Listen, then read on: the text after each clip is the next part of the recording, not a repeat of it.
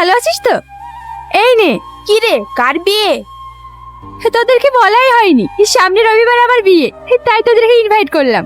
তোরা কিন্তু অবশ্যই যাবি, আমাকে অনেক জায়গায় যেতে হবে। আমি আসছি। কিরে রোহন, তুই না ওকে ভালোবাসতি, তাহলে অন্য জায়গায় বিয়ে হয় কি করে? ভালো তো বাসে, ভালোবাসার কথাটা কোনোদিন বলেছি কি সেটা জিজ্ঞেস কর দিনে। কিরে, ওকে কোনোদিন ভালোবাসার কথা বলিসনি? কি করে বলবো বল, আমি একজন বেকার ছেলে। মনে করেছিলাম একটা কাজ পেলেই সব বলবো, কিন্তু সে সুযোগটা আর হলো না। তাহলে এখন বসে বসে কাজ, তোর দ্বারা কিচ্ছু হবে না। কি রে, না খেয়ে চলে আসলি? খাবি না? না মা, খিদে নেই। খিদে নেই মানে? কোন সকালে খেয়েছিস আর খিদে নেই বললেই হলো? মা, বন্ধুদের সাথে রেস্টুরেন্টে গিয়েছিলাম, ওখানেই খেয়ে এসেছি। কোথায় কিভাবে ঘুরে বেড়াচ্ছিস, একটা কাজের ব্যবস্থা করতে পারলি না?